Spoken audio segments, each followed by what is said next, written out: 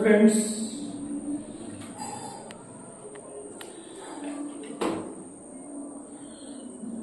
आज मैं आपके लिए लाया हूं बेसिक अकाउंटिंग एमसीक्यू, खास करके यूपी ट्रिपल एससी के उन स्टूडेंट्स के लिए जो ऑडिटर या असिस्टेंट अकाउंटेंट के लिए तैयारी कर रहे हैं। आज हम बात करेंगे स्टार्टिंग से बिल्कुल असिस्टेंट अकाउंटेंट वालों के लिए।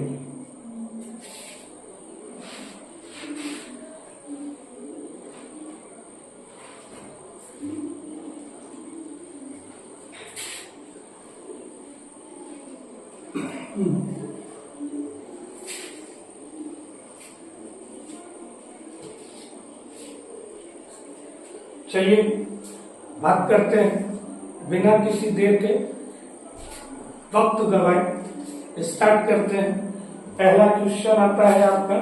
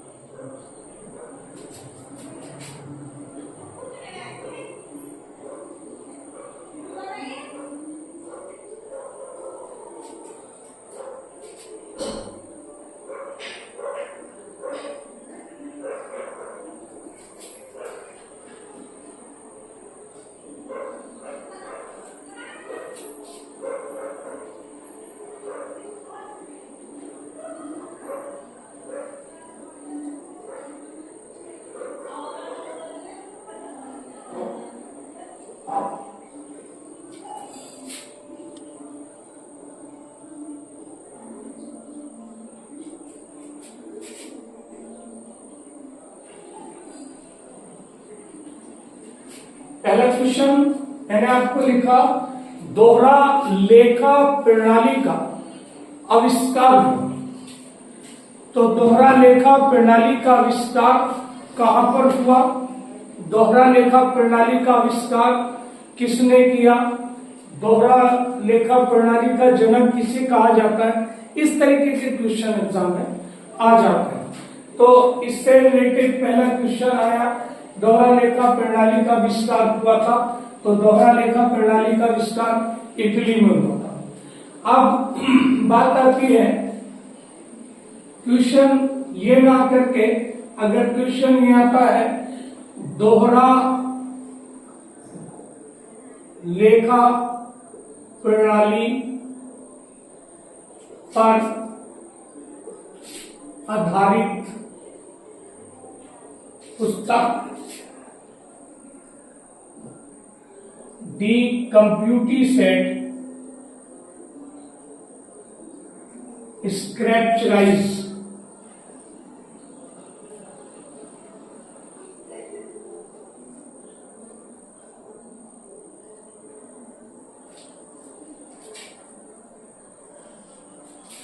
दी कंप्यूटी सेट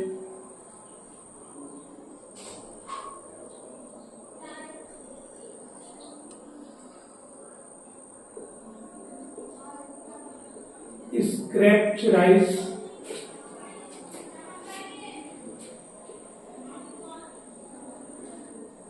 के लेखक थे।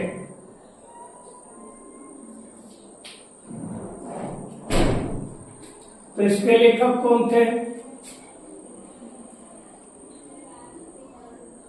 हु ओल्ड कैंसिल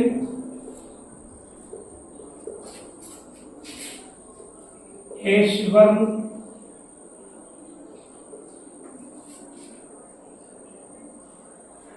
ल्यू का पेसियोली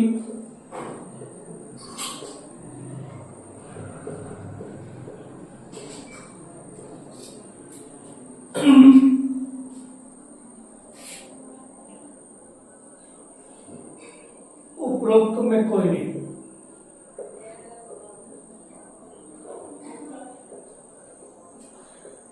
क्या आंसर होगा भैया इसका?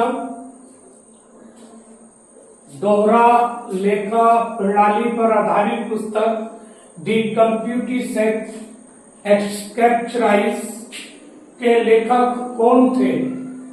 तो कौन थे? Luca Pacioli. क्वेश्चन ये भी आ सकता है, ल्यूका पैसियोली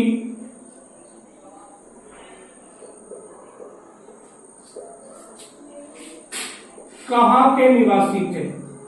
कहां के निवासी थे? तो कहां के निवासी थे? इंग्लैंड के थे,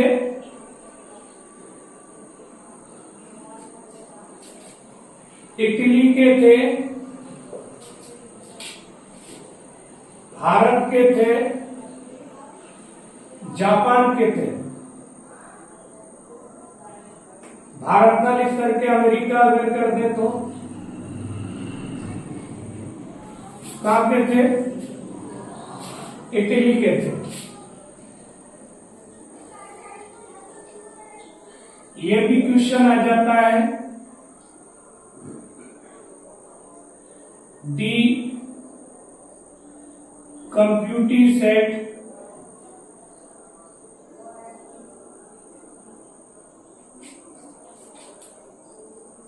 स्क्रिप्चराइज की भाषा थी, इसकी भाषा कैसी थी?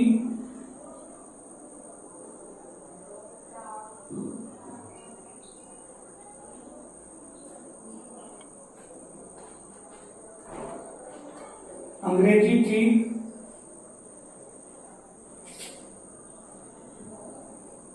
लैटिन थी,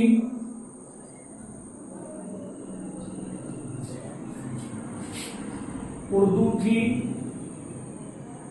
फारसी थी। कौन सी थी? लैटिन भाषा थी। इस तरीके के क्वेश्चन इसमें पूछे जाते हैं कि दोहरा लेखा प्रणाली की आविष्कारक कौन थे? ठीक है, उसका हुआ इटली में। इसकी जो था पहली पुस्तक कंप्यूटर सेट स्क्रिप्चराइज किसने लिखी? ल्यूका पैसियोली ने। ल्यूका पैसियोली कहाँ के निवासी थे? इटली के थे। दी कंप्यूटर सेट स्क्रिप्चराइज की भाषा कैसी थी? तो इसकी भाषा लैटिन थी। अब इसी में एक चीज आती है, कभी कभी क्वेश्चन इस तरह से भी बनाते हैं, भैया इसका जो है समय समय पर आप स्क्रीनशॉट लेते रहा करो, क्योंकि स्क्रीनशॉट लेने से जो है बेहतर रहेगा, क्योंकि मैं पेज पर फिर आसानी से इसको रब कर देता हूँ, अगला क्वेश्चन लिखने में आसानी रहती है। ठीक, आप इसको नोट कर लिया करें या फिर स्क्रीनशॉट ले लिया करें।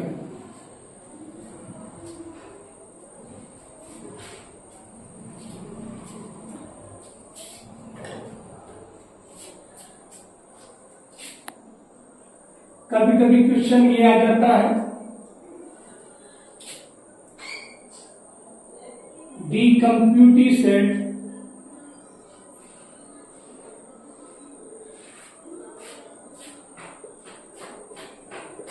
स्क्रिप्चराइज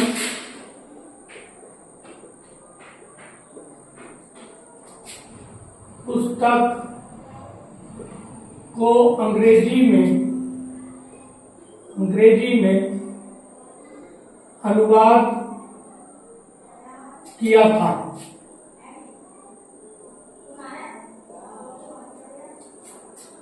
कभी कभी तो इस तरह से आता 1565, 1566, 1543 और 1544। इसका आंसर हो जाएगा ये। कभी कभी इसका ये ऑप्शन न दे करके इसके ऑप्शन दिए होते हैं, किसने किया था, किसने किया था उसके बारे में पूछा जा सकता है। इसके ऑप्शन चेंज हो सकते हैं। कभी तो सन पूछी जा सकती है कि किसने किया था, कभी आपसे पूछा जा सकता है कि किस कब हुआ था, कभी किसने किया था, कभी ये पूछा जा सकता है कि किसने किया था, कभी कब ये पूछा जा सकता है कब हुआ था। तो कब हुआ था तो आपको सन दे रखी होगी, और किसने किया था तो नाम दे रखे होंगे। S1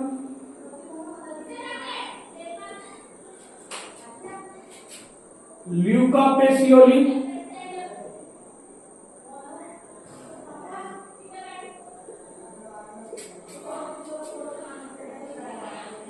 ओल्ड काउंसिल,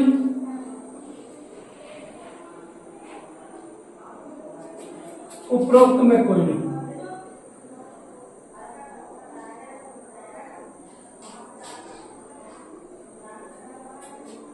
कभी कभी क्वेश्चन एजर्सन और रीजन से आ जाते हैं। एजर्सन और रीजन वाले क्वेश्चनों में आपको कारण दिया होगा, कथन दिया होगा, कारण और कथन दिया होगा। कारण और कथन के आधार पर आपको ऑप्शन दे रखे होंगे, उसके आधार पर आपको आंसर निकालना होता है। जैसे आपको सपोज कीजिए एक स्टेटमेंट ए दे रखा है, ए स्टेटमेंट में आपको दे रखा है कि बही खाता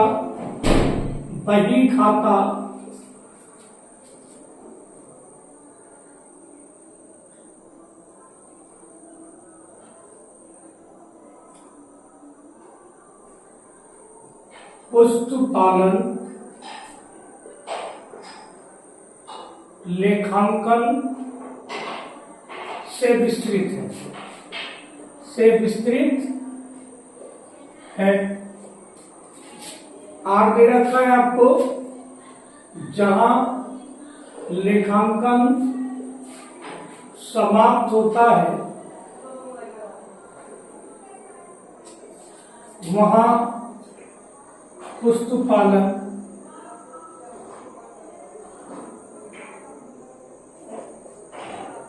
प्रारंभ होता है। आपको 4 ऑप्शन दिए होंगे, ए तथा बी,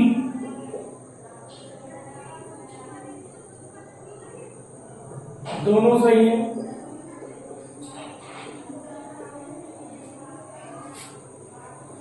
ए तथा बी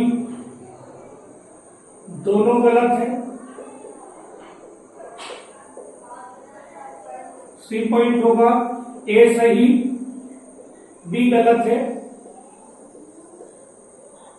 डी पॉइंट दिया होगा आपका, ए गलत बी सही है। क्या सही होगा? तो हमें इसके लिए ये पता होना चाहिए कि बही खाता यानी लेखा शास्त्र क्या चीज है, लेखांकन में लेखांकन क्या है और पुस्तपालन क्या है, इन दोनों की सीमा क्या है।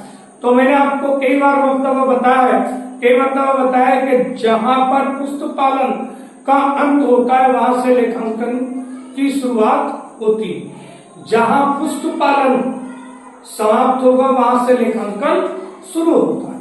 मैंने कई बार बताया। तो पहली चीज, पुस्तपालन लेखांकन से विस्तृत हो ही नहीं सकता। क्यों? क्योंकि पुस्तपालन लेखांकन का भाग है, ना कि लेखांकन पुस्तपालन का भाग। तो पहली बात तो गलत हो गई, ठीक। दूसरी, जहां लेखांकन समाप्त होता है तो ये बात भी गलत हो गई, यानी कि दोनों के दोनों गलत हो गए। दोनों गलत हो गए यानी कि ए और बी दोनों ही गलत है, ठीक। आ गया समझ में?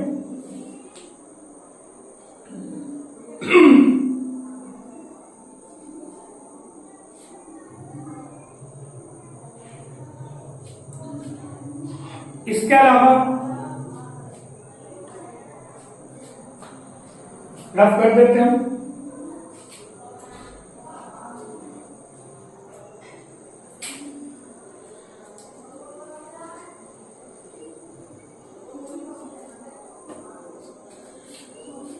कभी कभी इस तरह से आ जाता है, लेखांकन व्यवसाय की भाषा है।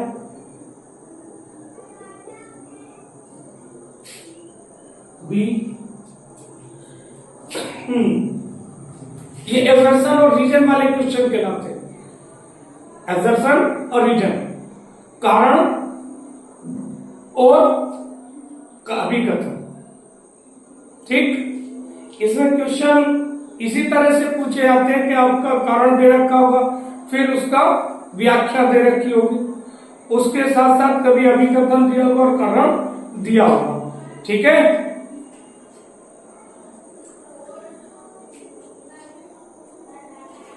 ये ऑप्शन दिया है लेखांकन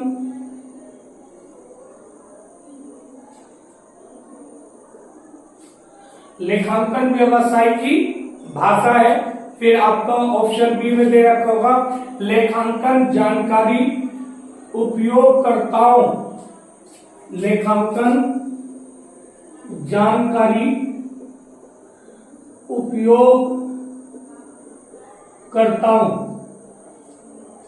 उपयोगकर्ताओं से मतलब जानते हो भैया users of accounting, internal users और एक्सटर्नल यूजर्स। ठीक है, उपयोगकर्ताओं, लेखांकन जानकारी उपयोगकर्ताओं द्वारा नीति निर्धारण वे निर्णय लेने के लिए करते हैं। ये आपके 4 ऑप्शन दिए हैं, इनमें क्या सही है क्या गलत है। तो पहला कथन मैंने आपको बताया था लेखांकन व्यवसाय की भाषा कहलाता, बिल्कुल सही है। दूसरा के जो लेखांकन के जानकार होते हैं, उपयोगकर्ता होते हैं, वो लेखांकन इंफॉर्मेशन से अपने महत्वपूर्ण डिसीजन मेकिंग करते हैं, अपने नीति निर्धारण में और निर्णय लेने में प्रयोग करते हैं। तो ए और बी दोनों ही सही हैं। ऐसी कंडीशन में ए आंसर करेक्ट आंसर होगा।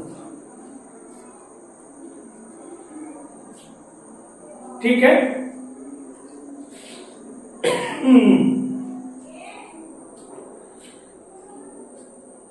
अब कर दूं, कभी कभी इस तरह के क्वेश्चन भी आते हैं।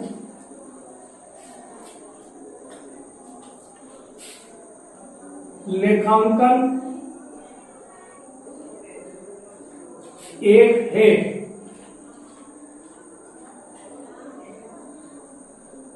वास्तविक विज्ञान, बी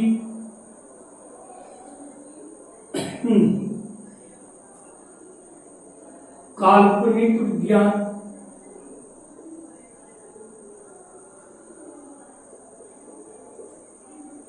सामाजिक विज्ञान,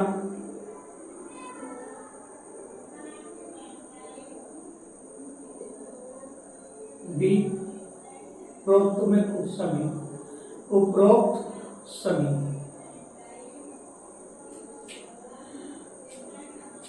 तो ये एक सामाजिक विज्ञान, ये सामाजिक विज्ञान। ठीक है भैया, आज के लिए इतना काफी है। बाकी अगली वीडियो में मैं आपके लिए फिर कुछ नया लेकर के आऊंगा। इससे आपको एग्जाम में इंशाल्लाह बहुत ज्यादा मेहनत मिलने वाली, बहुत हेल्प मिलने वाली है। और उम्मीद करता हूं आपको ये वीडियो पसंद आई होगी, और उम्मीद करता हूं कि आप मेरा चैनल सब्सक्राइब एंड लाइक करेंगे। इंशाल्लाह फिर मुलाकात होती है। Goodbye, thank you, bye bye.